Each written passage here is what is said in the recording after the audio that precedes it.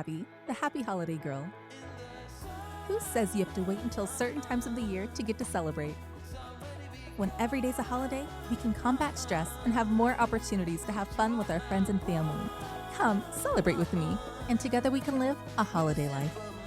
Hey guys, before the episode begins, I just want to explain that I am still going through a loss of electricity in my home. But don't be discouraged, don't be dismayed. They've let the citizens know that hopefully everything should be restored by Tuesday. So stick with me a couple more days and we'll continue to enjoy the holidays together.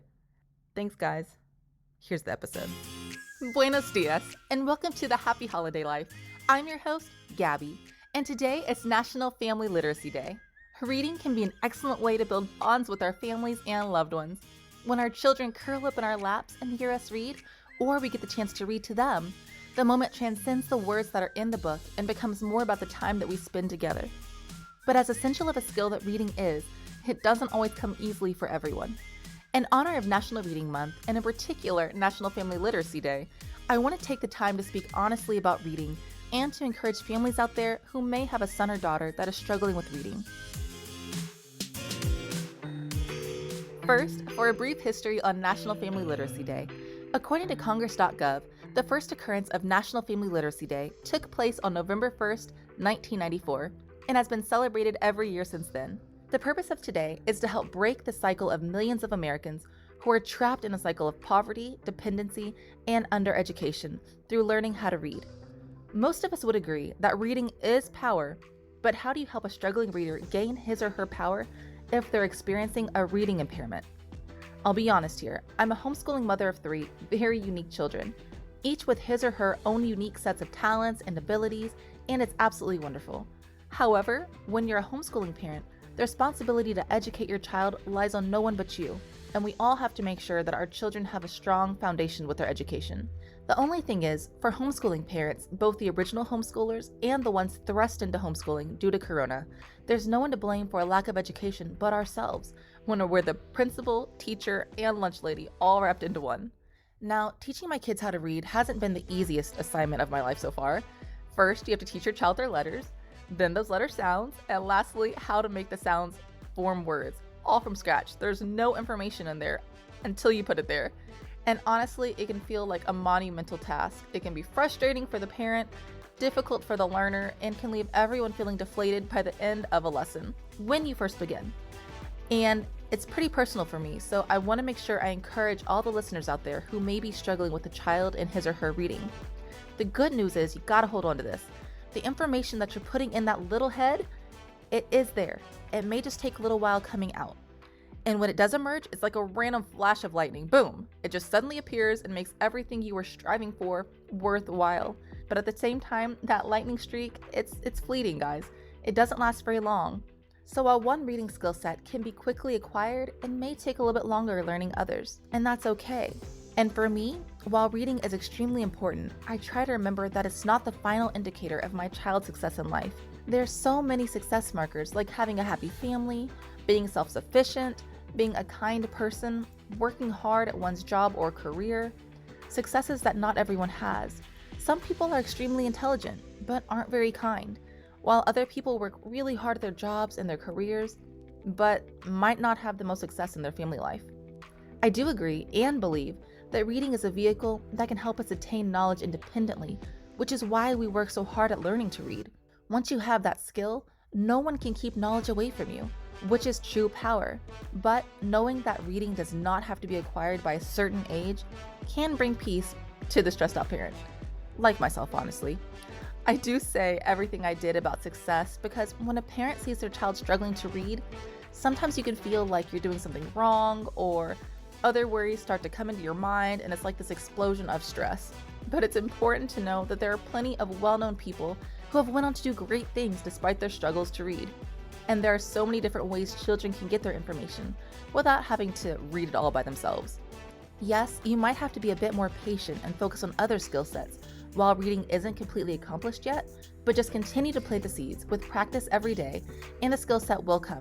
There are quite a few well-known people who have led very successful lives despite having a learning difficulty, and I want to list a few of them now.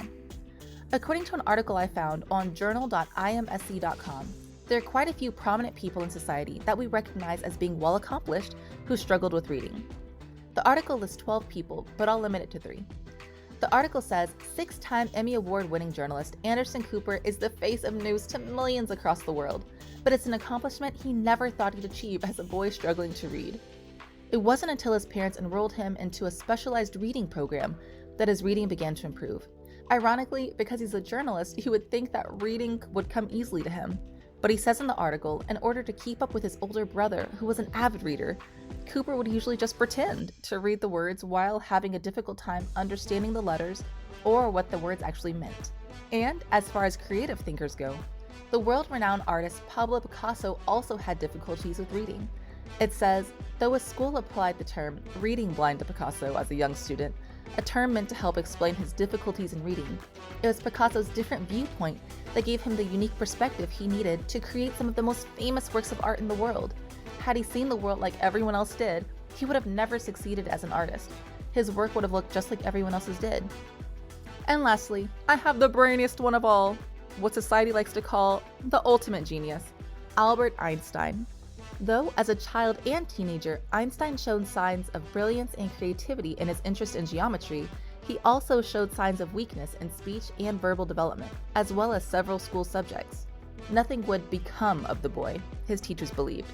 But what's wonderful about his story is that we all know that it just simply wasn't true. No matter where you start off in your learning career, you can always get better. That's why it's called learning. So, on this National Family Literacy Day, remember that reading is a skill that has to be practiced daily. And instead of focusing on the outcome of each daily practice session, focus on getting to hear your child's voice as they're reading, because honestly, they're not going to sound little forever. Choose to take some of the pressure out of reading and learning and try to have faith that it will all work out if you keep planting the good seeds.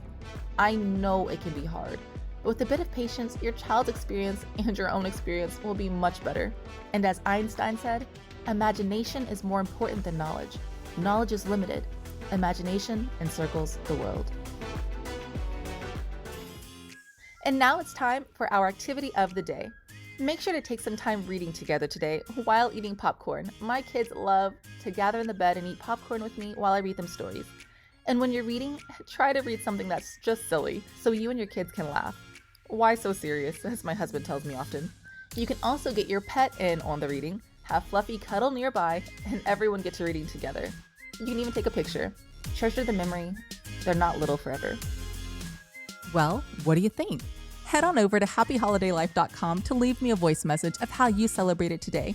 You might hear yourself on a future episode. When you're there, you'll also have the opportunity to join Club Holiday. There you can sign up to receive a free monthly calendar full of fun activities for every day. If you like my podcast, please be sure to subscribe on Apple Podcast, Google Play, or wherever you get your podcast from. You can follow me on social media by using @AHolidayLife on Facebook, Twitter, and Pinterest, and @TheHappyHolidayLife on Instagram. Keep celebrating the holidays, stay safe, and live a holiday life. I'll talk to you tomorrow.